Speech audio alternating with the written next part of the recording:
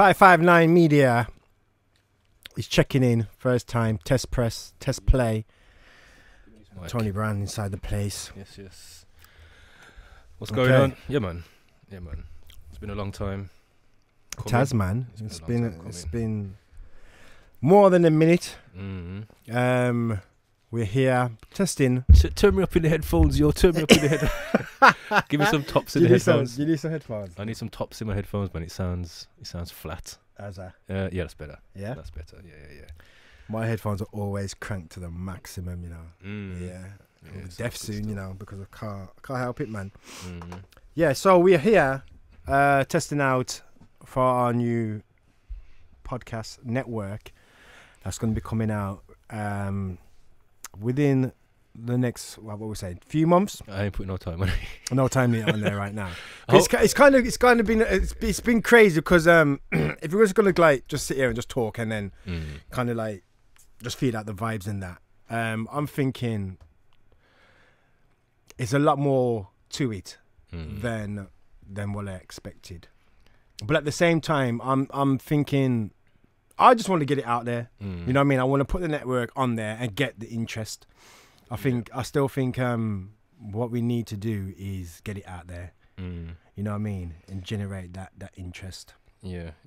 I think it's just about starting it. And we've started by us just pressing record now. It started. Yeah. You know what I mean? This will be the first piece of content. But yeah, just let's kind of give the people an idea of what we're doing, why we're doing what we're doing, and what we hope to achieve by doing what we're doing. So when you opened, you said 559 Media Network. What does that mean? What are you on about? What's that? It's a 559 Media for me is a podcast network that's dedicated to like-minded people like ourselves, who we're giving them a platform where they can present various topics, whether it's to do with music, entertainment, business, finance, fashion, food. So if people are not familiar with a podcast, which I think everybody is right now, a lot of people get the term podcast and radio station kind of confused and think it's something way different. I just see podcast as radio with no music. Yeah. And it's pre-recorded as well. Yeah. And it's live, so we've got our phones ringing off, which it doesn't matter. And that's the thing, like, it doesn't matter. Do you get what I'm saying? It's like, it's a conversation. I see podcasts now, because it's changed a lot. I started podcasting in 2012, and when I first started, it was very formal. There was kind of like this set way of doing a podcast, where now it's been around a lot longer. It's evolved, I think, more of a conversational platform. So I think a lot of the first podcasts that came out, they were trying to emulate radio, where, you know, now it's literally a fly on the wall on a conversation. You know what I mean? And it's pre-recorded. I think that's the main difference. But yeah, man, it's definitely podcasting has grown massively. And I know me and you's been talking about it for a long time. Audio is changing, you know what I mean, in terms of radio. Obviously you've got a radio show, you've been doing radio from our teens, you know, obviously you kept it going. But the way people consume audio content has changed, and I think by us doing this, it's an effort to keep up with that. And I think one thing about the both of us is, I mean, like we was talking about doing a podcast show, and then the show just led to saying, you know what, let's just have the whole network. And I think it's like it's that saying in it, why be Ian Beale when you can be the BBC?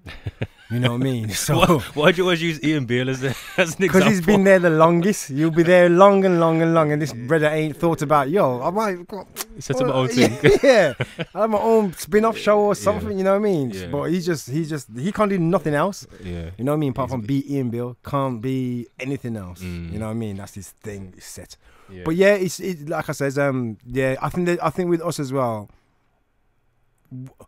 we kind of lead certain things. You know what I mean? I don't want to have a podcast with you, smash it, and I know there's other people out there who could have podcasts like us. You know what I mean? Yeah. So rather just have the one show. That's why I kind of like says, you know what? Let's just have a whole network, and let's bring a lot of people then who are on board, who are on the same kind of level. We've hollered at quite a few people Yeah, I'm trying to pull up the list, but I'm not getting no wireless at the moment. But yeah, we've got a few people on board who are definitely raring to go with the whole network, and each have their own individual shows, which are all different, all bringing something new to the table. So it's going to be exciting times.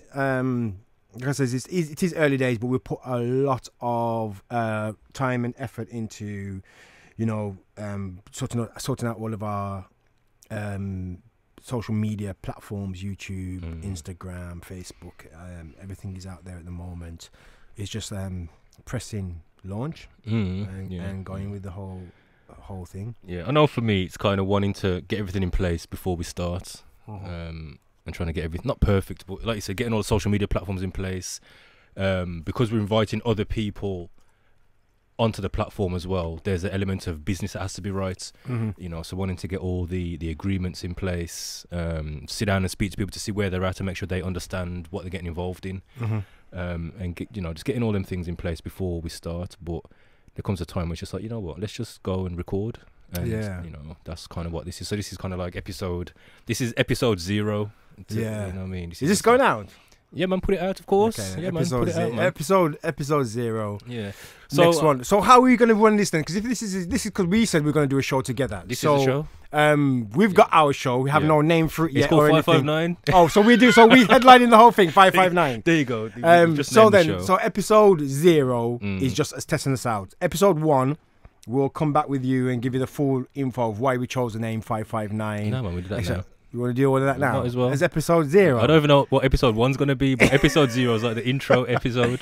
Okay. You know what I mean? Let's just do it. So where do we start from, man? It was literally you coming to me saying, let's do a podcast show weekly. Yeah. And I was like, yeah, I'm on it, man. I'll talk to you later. Let's see what's going on. Yeah. Within an hour, I thought... No, then you showed me to go and check out various other podcast networks, and that's when I realized how many people are doing vlogs and that are actually signed up to a network. And I was thinking, okay, then allow that start. Let's just have a whole network. You know what I mean? And we sat there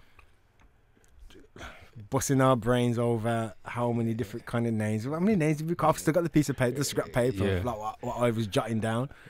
But we came with 559. You came with 559 actually. Yeah. And tell them what made you decide to use that name, because I straight away gravitated straight to it, man. We wanted something that was relevant to us and sort of represented. It kind of tells a story. So for those people that are listening, if you know us, you know why we chose 559. If you have to explain, then you're kind of new to us, or you don't know where we're coming from. So, I mean, there's obviously a pre-story before this. We're sitting here as big men. You know what I mean? We never sat in this room, but we've done this from we were teenagers. From pirate radio days, from being 14 years old on pirate radio. But that's a different story. We'll cover that another time. 559 is relevant because that was the bus we used to catch, I used to catch to town, from town to Heath Town every single day to go and link up the man them. To go and link up man like yourself and Marvin, and it's the bus that goes from Wolverhampton Town Centre through Heath Town to Wentzfield, and that was the bus that used to carry me to the place where I started DJing, to the place where I started playing radio, to the place where I was introduced to, this type of environment. And obviously I came from a music background. My dad was a sound man, my dad was a DJ, my uncle used to play in a band, so I had that background. But in terms of my introduction to that on this level, the 559 bus carried me to that. Yeah. And, the amount of time we spent on that bus. Yeah, the 559 for me was just, it was a bit different because you was coming from the other side of town. So you was coming from Reens with Marines and then catching the bus to Heath Town. I was literally like coming from Fordings Park, which was like 15-minute walk, you know what I mean? So I would literally walk it. But if there was anywhere to go, you're always going to meet up at Heath Town, and everybody's going on the 559 to go into the city centre. So, and I mean, there's times we sat on that bus and did the whole route. That bus got history, man. Yeah, we did the whole route right the way through Heath Town. Does it still exist? Yeah, 559 still running. What's it called? 59. Okay. Just the 59. We should do an episode. We should do an episode on that bus. I know. that would be sick, innit? But yeah, it's still running, man. It's one of the most popular bus routes in the city of Wolverhampton. So it's still there, man. I still jump on it every now and then. You know what I mean? Yeah, yeah. Can you remember bus prices? From town to Heath Town, when I first started catching a bus, I think it was 20 pence. Wow. Maybe even 15 pence. So I used to get a bus from Farndale to town. That was 15 or 20 pence. And then from town to Heath Town. If it was summer, I'd walk. Yeah. Because again, it was like, what, a 15-minute walk? And usually more time, when you get to the bus station, you're going to see someone that you know. Everyone's going to Heath Town anyway, because that was a spot. So we just walk down. £1.50 now. You're joking. Yeah, catching from a bus. Town. From town to Heath Town, it's £1.50. Yeah. And they make out like it's a big bargain because it's only a mile away. So yeah. So that's the relevance really in terms of the name. That's the relevance. Obviously, we're gonna look to build on the brand and really kind of bring it to life. But like you said, when I mentioned that, it just resonated with both of us. It was like, yeah, man, I get it. It makes sense. It's simple. There's a meaning to it. There's history to it. But it's also, it can represent a brand. So that was kind of that. In terms of why we're doing it now, like you said, you know, I think for me, there's just time is a master. You know what I mean? You told me about podcasts long time ago. You know what I mean? I'm talking like probably 3 years ago. Yeah. Well, I put out my first podcast in March 2012. Then there's around about that time then you was telling me, and I was like, oh no, I don't understand it. And I just didn't really want to. I just felt like that ain't my thing. Yeah. You know what I mean? And as time went by, I'm listening to more and more. I was seeing as blogs and that, and I was watching them on YouTube and that, and I was thinking, this term podcast keeps coming up. Podcast keeps coming up. I'm thinking, oh, okay, kind of get it now. I see what's happening, and I want to be, or I want to make us or 559 the forefront in our area of bringing out a podcast. Like I said, we could have just done a show ourselves, and that would have just been it. But I think there's so many, like I said, we've got so many guests and presenters who I know we can build a great network. So for me, it's building something that's more than just me and you. You know what I mean? I think we have great content, we have great connections to bring something kind of crazy. So that's the main reason. Is again just doing something kind of like for the people. Them, you know what I mean? I think it's well needed. Yeah, definitely. I think for me it was seeing people who, you know, if they had a podcast, they would blow up. We all know someone who they're either good at storytelling, they've got a passion about something, they're already doing something out there, whether it's they're into acting or they're into whatever it is. They've got a passion about something. If they could just bring that to an audio platform, to a podcast platform, that podcast would go. You know, there's someone out there waiting to hear that podcast. And I just remember sitting down and just thinking, you know, if I had a network, who would I have on it? And it was immediately I had about 12 people, 12 names. I know that person directly. Yeah. That person. That would be a heavy podcast. And like I said, when we sat down and spoke about it, the list ended up being about 30 people who we knew personally. They would make a great podcast host. They would bring some great content. A lot of them didn't have a clue what a podcast. When we spoke to them, we had to kind of educate them on what a podcast was. Others, they've got experience in radio, you know, or they've been in the music industry or whatever. So they've got some experience, but they just haven't brought it to the podcast platform. Yeah, that's it. So it was a case of, okay, then, rather than try to encourage them to, you should start podcasting, you know, rather than trying to encourage them to do that, build the platform and invite them onto it and help them to develop the show, give them the facilities to record, help them to develop the structure of the show, the theme of the show, help them to put episodes in place, and just, you know, get them going. And then when they see the benefits of podcasting, I think, you know, they'll really get it then. Yeah. It's the same thing again. It's one of them ones where we just have to be the forefront of this one, because there's so many people out there who we just know. Like, I don't think that, like, 559 for me, again, it is about everybody else. Like, I think with the episodes that are going to come, with what I'm doing and with what you're doing, we're doing so many things. The least is a podcast network. I think it's more really to put other people on the platform and just enjoy the momentum of getting these people's voices out there, man, because that's all I want to do is kind of like get people on board and say, yo, this is what you can do. Boom, go and smash it, and we'll provide that for them. You know what I mean? Yeah, definitely. I mean, I've seen the benefits of podcasting very early. I mean, and it might be worth at this stage kind of giving the people kind of a backstory as well, because there's people who are listening to this thinking, who are these guys? You know, never heard of them before. They might have just stumbled across the podcast, or someone shared it with them. So I think it might be worth giving a bit of a backstory. Not going too deep, but, you know, just kind of giving people an overview of who we are. But in terms of my introduction to podcasting, like I said, it was 2012 when I put my first podcast out.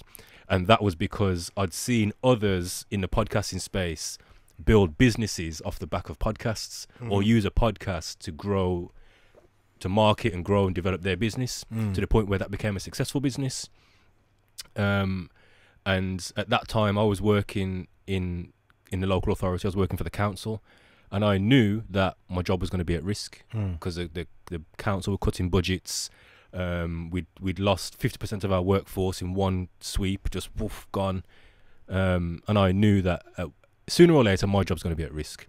And I remember I was driving home from work, at an hour commute. I was driving home from work, and one of my friends who I used to work with, a colleague I used to work with in another local authority, he phoned me, and he'd just been made redundant. And he was like, Tony, listen, I've got no job. You know, come the end of this month, my job is gone. And he says to me, like, obviously we had a conversation, but one of the key things he says to me was, if I can say anything to you, I would say this: don't wait until it's too late. Don't wait until you got no job before you start making moves. Start making moves now. And this time I knew I had a good 18 months run. You know what I mean? I knew that our funding was secure for a good 2 years, 18 months to 2 years. But he says, don't wait, start now. And as soon as I got home, I just remember that was just going around in my head. And as soon as I got home, I just went online. I registered a domain. I just bought youthworktoolbox.com. Started a blog, started blogging about youth work.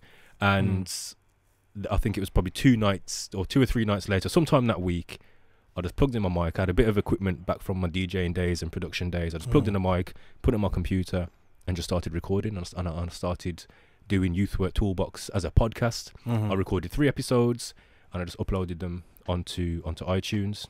And what was the feedback like when you did those 3 episodes? I mean, what were you expecting from it? I mean, that's the first time you've known about podcasting and doing that. Yeah. What was you expecting by doing like 3 episodes, throwing them out there? What did you expect back?